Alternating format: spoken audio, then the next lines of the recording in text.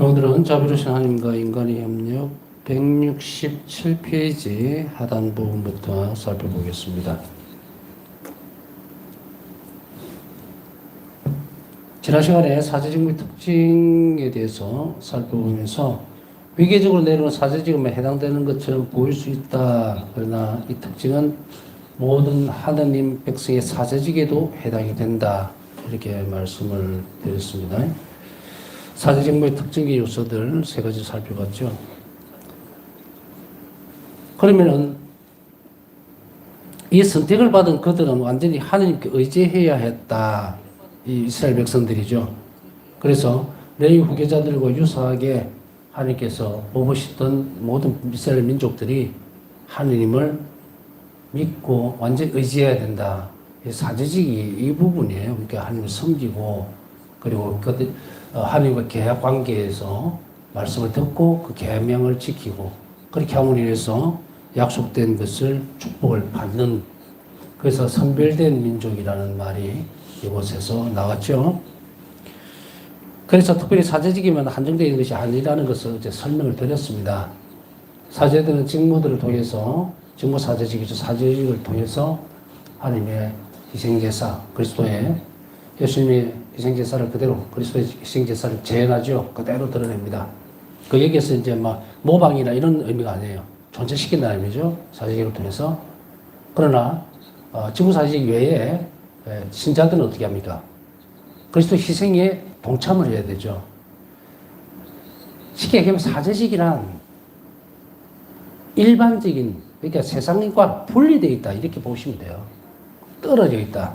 하느님을 섬기는 사람들 이렇기 때문에 공통분모가 거기에 있어요. 그래서 일반적인 사제직과 또한 동시에 위계적인 직무적인 사제직이 나눠지는 거예요. 그렇기 때문에 이 두 개의 공통분모가 있죠. 따로따로 이렇게 노는 게 아니다. 그래서 선별된 민족으로서 그리고 우리는 오늘날에 어때요? 그리스도인이죠. 세례를 받음으로써 이렇게 이해를 하면 됩니다. 이는 너희가 주 너희 하나님의 거룩한 백성이며 왜 하나님께 의지해야 하는가? 그리고 왜 선택된 문제에서 바로 사제직이 주어졌느냐는 문제죠. 그것은 분리된다고 얘기했습니다. 세상과. 주 너희 하나님의 거룩한 백성이 됐고 또 주 너희 하나님께서 너희를 선택하시어. 하나님이 거룩한 백성이 되었다는 말은 하나님께서 선택하셨다는 이야기입니다. 땅 위에 있는 모든 민족들 가운데서 너희를 당신 소유의 백성으로 삼으셨기 때문이다. 신명기 7장 6절. 그게 뭡니까? 이게 보면 사제직은 하나님께서 소유하신 백성인 거예요. 하나님 섬기는 거죠. 사제직은 하나님을 섬기고 그리고 그 뭐 계약 관계에서 살아내는 건데 이제 신약에 와서는 달라지죠. 이 사제직은 거룩한 예수 그리스도의 희생제사, 그리스도 희생제사에 우리가 참여한다, 생명을 나눈다 이렇게 이제 옮겨갑니다. 그러나 지금 구약에서의 모습들을 보더라도 소유하고 뽑아놓은 백성들을 가려놓은 거다. 그래서 이 백성들은 어떻게 해야 돼요? 하나님만을 의지하고 하나님을 섬기고 이렇게 살아야 된다는 얘기예요. 사제들이라는 모습이 그 모습이거든요. 하나님 중심적인 삶을 살아가면서 그분께 제사를 드리고 그분을 믿고 선포하고 이런 내용으로 되어 있죠. 그러나 이게 직무사제직, 위계직의 사제직 이거 말고 가려 뽑아놓은 모든 백성들이 다 사제직에 참여하고 있다. 그래서 이것이 뭡니까? 가려 뽑아놓았다는 이야기예요. 하나님 소유로 만들어놨다. 그래서 사제다. 하나님 섬기고 살아갈 수 있도록 뽑아내었기 때문에 그래서 그걸로 인해서 하나님 소유의 백성이 된다는 이야기입니다. 자, 이것이 모세가 이스라엘 백성에게 그들의 특권에 대해 상기시킨 점이다. 특권이 뭡니까? 하나님을 섬길 수 있다는 거예요. 그 주변에 이제 이스라엘 역사를 보면은 그 주변에 있던 수없이 많은 이방인들, 다시 얘기하면 온갖 잡신들을 다 섬기고 있던 그런 그런 이민족들 가운데에서 주 하느님을 섬기는 백성은 이스라엘 백성밖에 없었다는 이야기예요. 자, 여기에서 한번 보세요. 야훼 하나님께서 가려놓으신 이 이스라엘 민족이라는 이 백성과 하나님 관계를 보면 기절 초풍할 만한 관계가 형성되어 있어요. 이거는 세계 역사, 인류 역사에서 통틀어 봐도 전혀 드러나지 않습니다. 왜? 하느님과 인간이 인격적인 만남을 하고 있는 거예요. 대화를 하고, 그리고 계약을 맺고, 손수 당신께서 손을 내밀어서 돌봐주시고, 이거 없어요. 지금 오늘날 보면 정말 기가 막히는 일이 비일비재합니다. 마치 순 사기꾼이나 이단자들이 몇몇이 나와서, 본인, 자신이 하느님인 듯이 이것도 해주고 저것도 해주고, 그러면서 마치 이적인 것 같이 하면서, 물론 여기에서 이단적인 요소를 가려내려면 뭐 밤새도록 해도 상관이 뭐 다 할 수 없겠죠. 그걸 지금 다루고자 하는 것이 아니에요. 그래서 쓸데없는 것들은 관심을 가질 필요도 없지만 분명한 사실을 한번 잘 직시해 볼 필요가 있다. 이스라엘 백성들은 얼마나 많은 표징들을 봅니까? 특히 탈출기 때에 광야에서의 모습을 보면은 하나님이 놀라울 정도죠. 백성들을 낮에는 구름 기둥으로, 밤에는 불 기둥으로. 자, 밤에 구름 기둥으로 하면 안 보이잖아요. 이렇게 이끌어간다. 쭉. 너무나 많은 백성들이 하나님 현주를 직접 그렇게 보면서도 또 놀라운 건 뭐냐면 40년 동안 끊임없이 배신하고 돌아오고 또 하나님의 처벌이죠. 벌에 의해서 정말 죽기도 하고 뭐 너무도 많은 일들이 벌어지는데 그 우리 인생이나 이 세계의 모습들을 이 40년의 광야 생활에서 이렇게 들여다보면 어떤 때는 어떻게 사람이 이렇게 답답할까? 어떻게 저 정도가 되면은 내 같으면 그래 안 살 건데 라고 생각해 보신 적이 있으시죠? 근데 안 돼요. 우리 인간의 모습인 거라. 우리가 신약에 와서 성체로서 우리가 굳건해지고 강건해졌기 때문에 이제 악의 유혹에 넘어가지 않고 버틸 수 있고 싸움할 수 있고 이길 수 있는데 이 상태는 어디입니까? 구역질이에요. 그러니 금방 먹고도 안 먹었다 그러고 금방 거짓말하고도 그게 거짓말이 그냥 일상적인 것으로 되어 있던 그런 시대란 말이죠. 그러나 하느님은 정말 어떻게 보면 지고지순하게 계속 그 백성을 돌봐줍니다. 그 40년 동안 광야를 헤매는 그 와중에도 당신이 너희들과 함께 있다는 표시를 계속 내는데도 불구하고 인간이 얼마나 잔악한 동물인가. 이렇게만 본다면 정말 완전하신 하나님 안에서 인간이 나왔다는 게 설명이 안 돼요. 그러나 이 설명이 안 되는 이 부분을 우리 자신 안으로 한번 가져가 볼까요? 우리 신앙 안에서 보면은 참 아이러니하게도 우리는 하나님께 드린 것이 아무것도 없는데 끊임없이 우리는 받으려고 애쓰는 모습들을 볼 수가 있어요. 그런데 우리가 정말 오늘 단순하고 확실하게 이렇게 살펴보면 도대체 우리가 하나님께 뭘 드렸습니까? 바울 사도 말씀처럼 우리가 뭘 드렸길래 그분에게 이렇게 바라야 되느냐는 거예요. 단지 그러면 우리가 만들면서 아니 우리 세례를 받았고 하나님께서 우리 아버지라고 하시지 않으셨습니까? 그럼 주셔야죠 라고 바락바락 덤비다는 거죠. 뭘 했나? 자, 하나하나 꼽아볼까요? 자, 주일 미사 잘 지켰어요. 그래서 어쩌라고? 주일 미사 그 시간 조금 내가 놀러 갈 수 있는 시간을 할애해서 성당에 왔다? 그게 그렇게 큰 있으니까? 레저 활동하고 묵주기도 바치면서 시간 좀 내놨다고 해서 그게 뭐가 그렇게 대단한 거래? 그거 조금 내놓고 영원하게 살게 해달라고? 사실 보면 냉담하는 많은 사람들이 너무도 어처구니 없이 이렇게 되죠.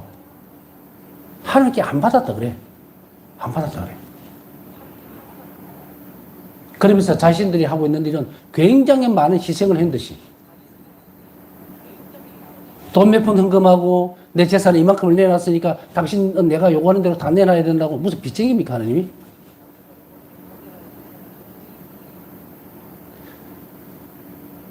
그래서 이 자리를 어디로 가야 되냐면 내가 너를 위해서 죽었지 않느냐.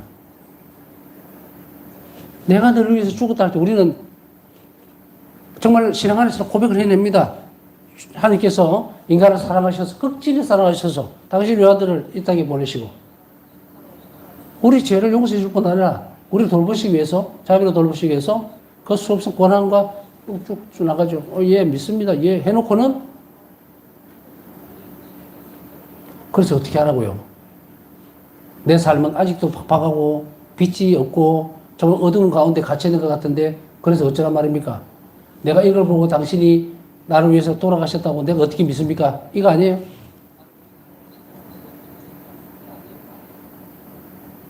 당신은 나를 위해서 돌아가셨으면 내가 이렇게 이런 상황에서 이렇게 비참하게 힘들게 이렇게 사는 모습을 도와주지 않으실 수 없지 않습니까? 그러니 당신이 표정을 한번 더 내놔라?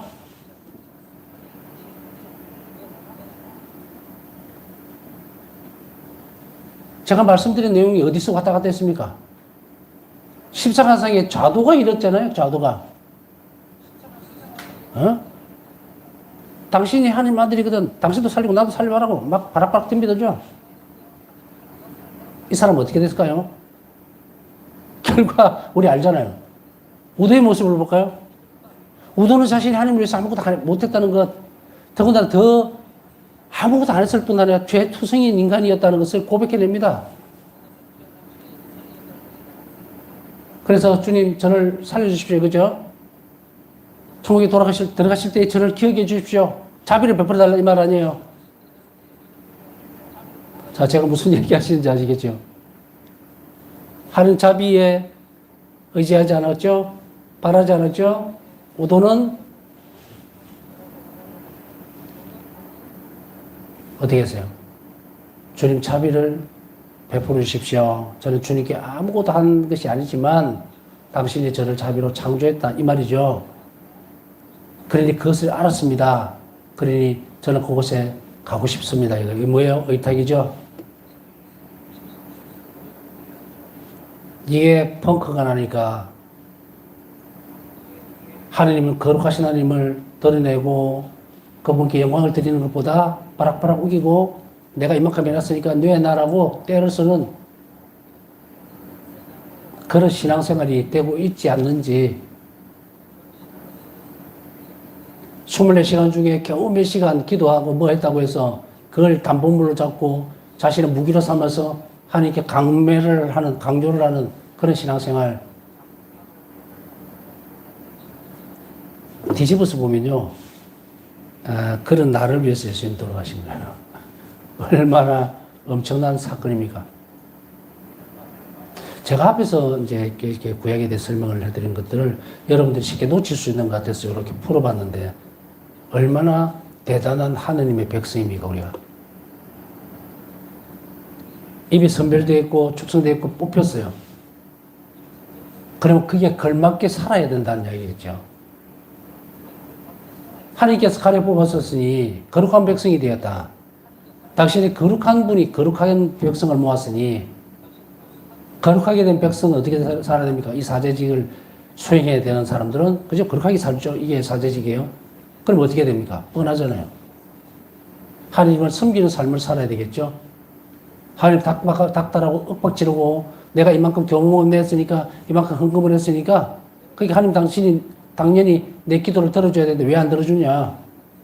나 이 못하겠다. 가겠다. 그래서 냉담되는 거 아니에요?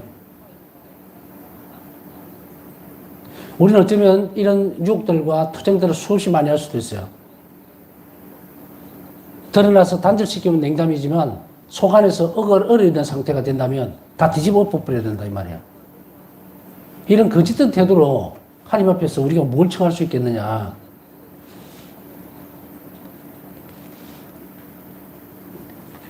때때로 이제 이런 모습들을 많이 들여다보면서 그럼 우리는 어떻게 해야 될 것인가. 여기에서 한 가지 팁을 주면 팁은 내가 주는 게 아니에요.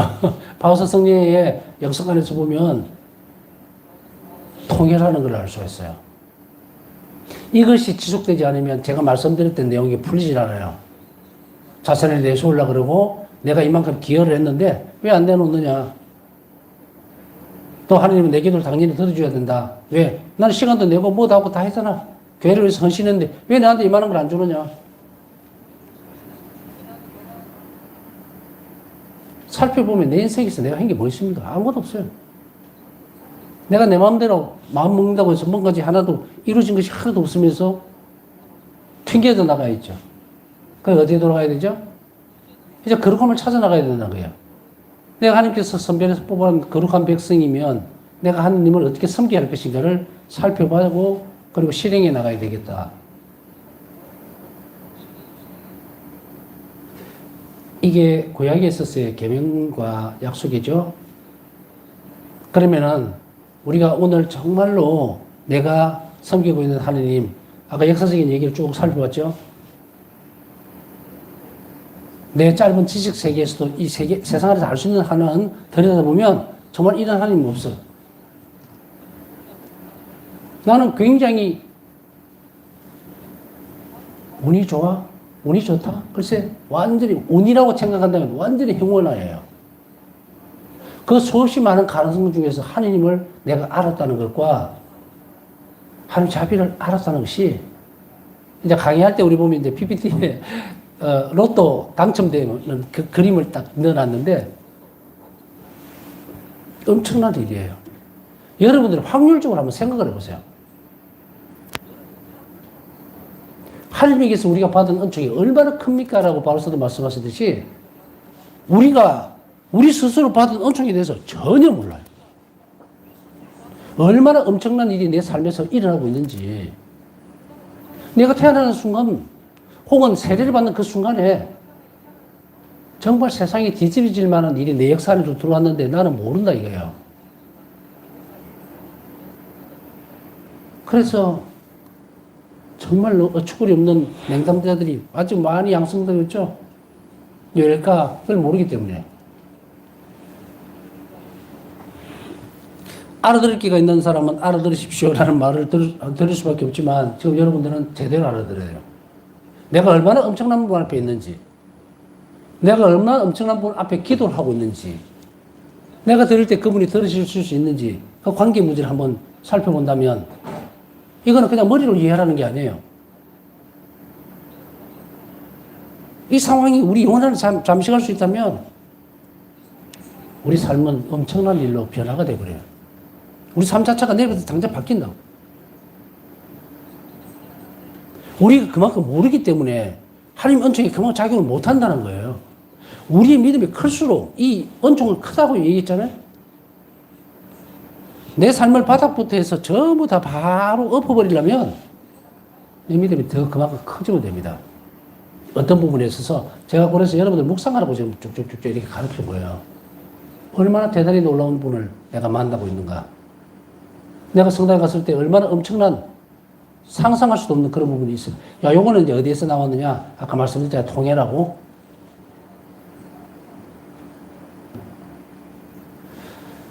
때때로 이제 기도 이제 성시간을 준비하거나 혹은 미사를 준비할 때에 돌아봅니다. 내가 엄청난 곳으로 불려왔구나. 그럼 어떻게 되죠? 거룩하게 산다는 것은 끊임없이 노력을 해야 된다는 이야기죠. 그게 뭐예요? 통해요. 잘 못 살아도 괜찮아요, 지금. 지금부터 잘 살면 돼. 잘 사는데 그 잘 사는 방식을 제대로 배워서 살아라는 이야기예요. 엉터리 같은 것을 막 주워담아가지고 아무래도 터지려고 하는 것을 그걸 다 터져버리지 말고. 자, 이제 여러분들의 영혼 상태를 저는 이렇게 구약시대로 데려가고 싶은 거예요. 얼마나 어마어마한 분을 섬기면서도 인간은 끊임없이 죄를 만들어낼 수 있는가. 자, 매출하기를 이렇게 보내주시고 했을 때에 정말 사람들에게 있어서는 뚱뚱한 막 생각들을 가지고 나오죠. 우리가 노예시대 상태로 있었지만 몸은 힘들고 정말 온갖 모욕을 다 받죠. 그 배는 불렀다 않느냐. 고기도 먹을 수 있었고. 자, 이게 지금 제정신인 사람이라면 이게 이해가 안 되죠. 줄로 묶어놓고 일 시키고 밥만 주면 배가 부르면 좋다? 인간의 본성을 상실한 상태가 이런 상태거든요. 그걸 놓고 정상적인 상태를 보면 안 되죠. 중간 과정이 있으니까 끌려가는 그것을 잘라내고 나면 제자리로 돌아가겠죠. 그러면 지금부터 시작해야죠. 지금부터. 우리의 삶이 얼마나 하느님 앞에 자유로워야 되도록 그렇게 해야 되는지 스스로 이제 자발적으로 이제 이 사제직에 대해서 참여를 해야 돼요. 제가 이렇게 허들놨잖아요. 요걸 이렇게 잘 모으세요. 모으면 이게 왜 사제직에 어떻게 도움이 되는 거는 바우사 성령에게서 다 드러납니다. 어떻게 드러나는가? 영성체를 준비하기 위한 방법을 지금 제가 말씀을 드린 거예요. 내 내적인 태도, 마음들, 통일은 뭘까? 아, 내가 오늘 하루도 내가 너무 자만스러웠나? 혹시라도 내가 성당에 갔는데 대접 못 받았다고 해서 나 이만큼 했는데 이게 어디서 나온 겁니까? 이게 엄청난 교만이죠. 그러면 이 교회 안에 내가 정말 간 그 성당에 안에 얼마나 엄청난 분이 나는 생각도 할 수 없는 그런 하나님 계신다는 것을 내가 감히 모르고 떠들었네. 되겠죠? 그걸 알아채는 사람 몇이나 될까?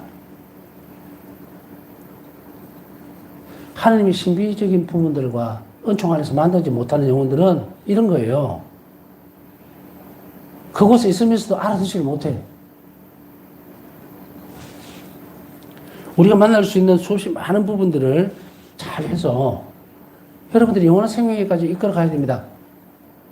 그래서 우리 사제직은 이렇게 참여함으로 해서 어디서 열매를 맺어요? 영성체 안에서 맺는다고. 그러면 제가 말씀드린 그 내용들은 그냥 툭툭툭 건드린 게 아니고 영성체를 우리는 어떻게 준비할 것인가 이거예요. 사제들은 여기 제대 위에서 희생제사를 거행합니다. 그러면 여러분들은 어떻게 해야 돼요? 평신도들은 자신의 사제직에 동참이 되죠. 그럼 어떤 사제직으로 평신도로서의 그 일반적인 사제직을 준비해야 될 것인가? 바로 예수님께서 내 영혼 안에 잘 오실 수 있도록 머무실 수 있도록 해야 되겠죠. 그래서 이것에게 자비로워야 되고 희생을 해야 되고 십자가의 죽음을 묵상해야 되고 이게 쭉 따라들어오고 이게 사제직에 참여하는 방법이에요. 그것이 어디서 열매를 맺느냐면 영성치 않은 순간에 맺힌다고. 이게 사제직에 동참하는 부분이에요.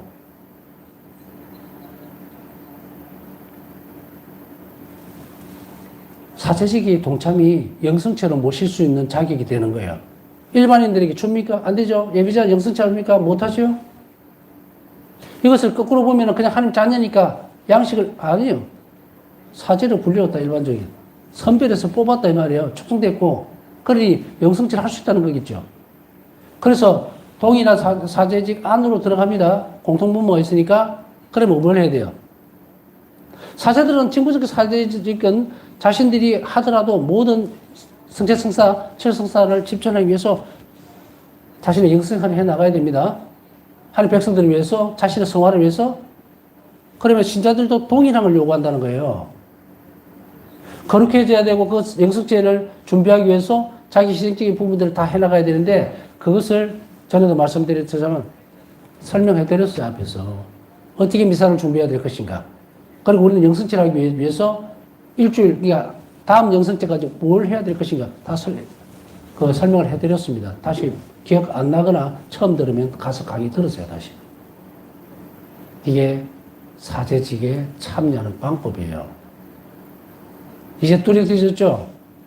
그냥 본당에서 사제직에, 일반적인 사제직에 여러분들은 초대를 받았습니다 했을 때 그냥 뭐 가만히 앉아가지고 개헌만 주고받는 그게 신자로서 사제직에 참여하는 거 아닙니다.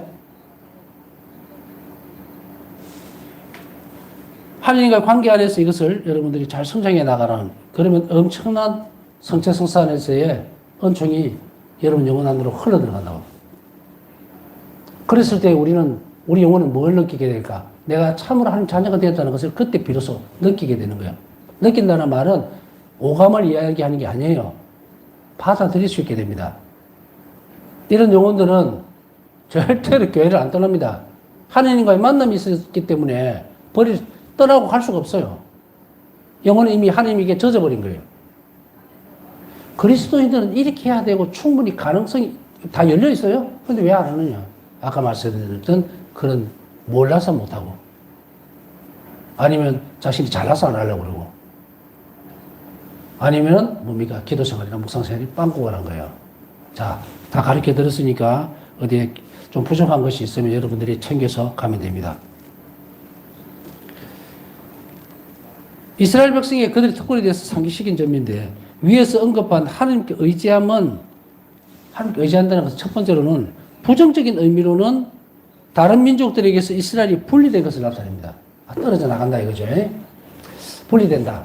자, 여러분들이 세례를 받으면 어떤 느낌들을 받았습니까?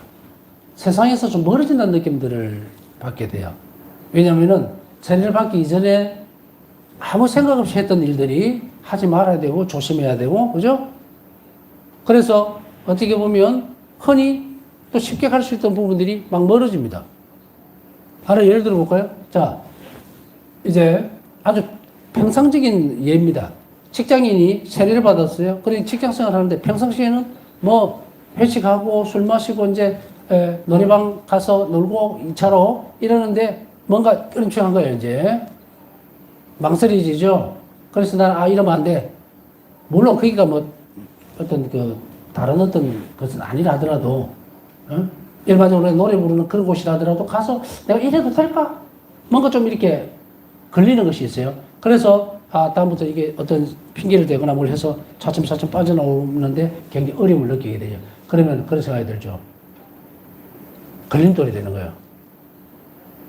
두 가지 방법 중에 하나거든요. 그 시간에 내가 눈 질끈 감고 가서 질펀하게 놀다가 성사 보면 되지. 그런 유혹들이 막 들어오고 또 다른 한쪽은 뭐예요? 나는 이제 하나님의 백성이고 거룩한 사람이다라고 하는 인식으로 이끌려가면서 그렇게 되면 안 돼라는 쪽으로 갈 수 있는. 다 이게 이제 일반적으로 흔히 겪을 수 있는 직장인들이나 뭐 사회생활 속에서 겪을 수 있는 하나의 예를 들었습니다만은 다른 부분들도 마찬가지일 거라는 이야기예요.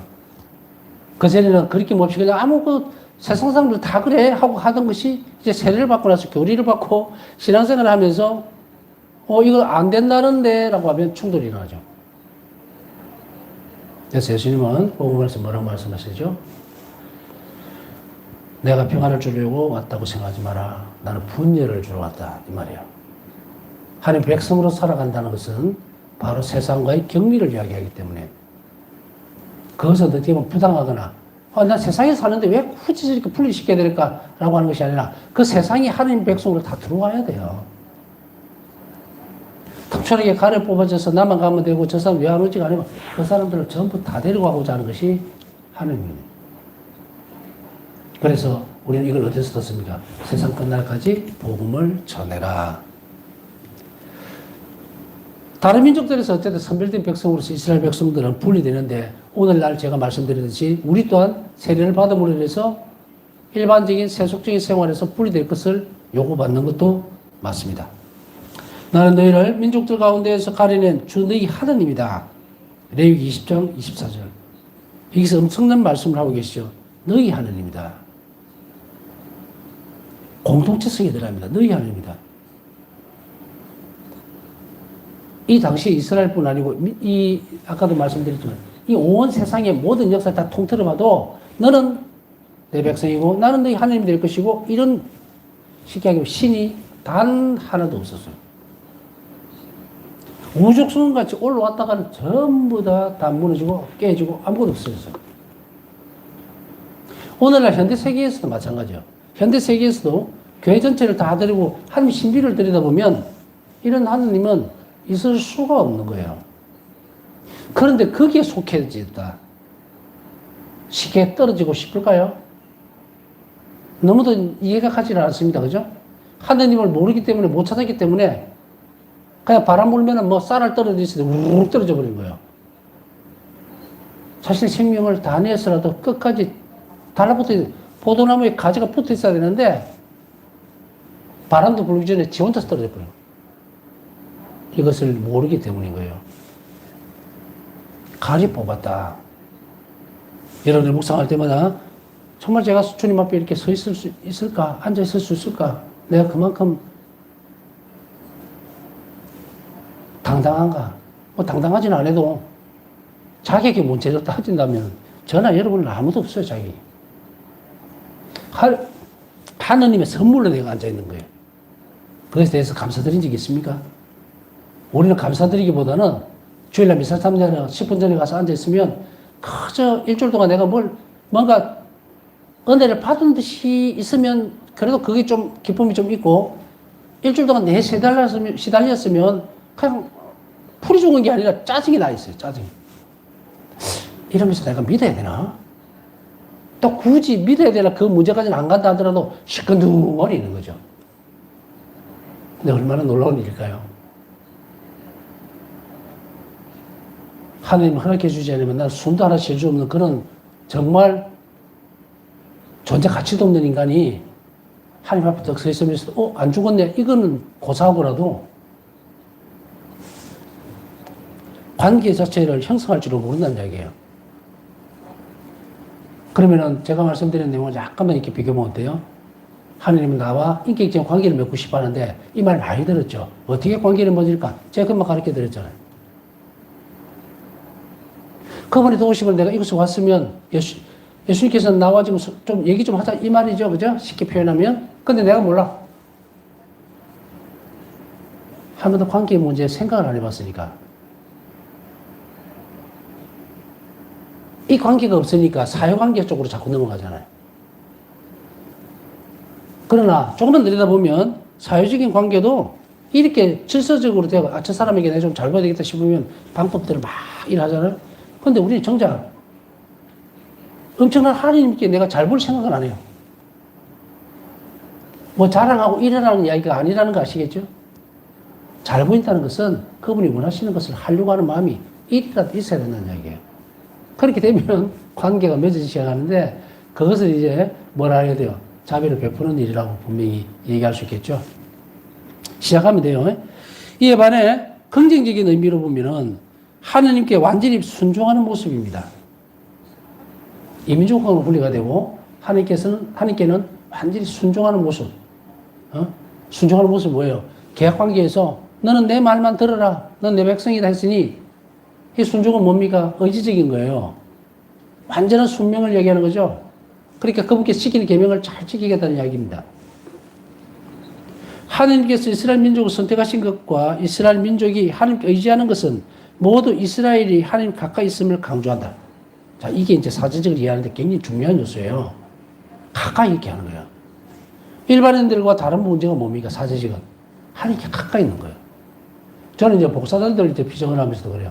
여러분들은 스스로 얼마나 하나님께서 가까이 두고 싶어 하는지 알아채야 된다.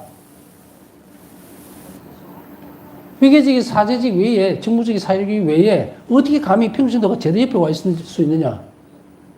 이게 요즘 사람이 없으니까 아무나 불러댄다고 생각하는가? 천만에요.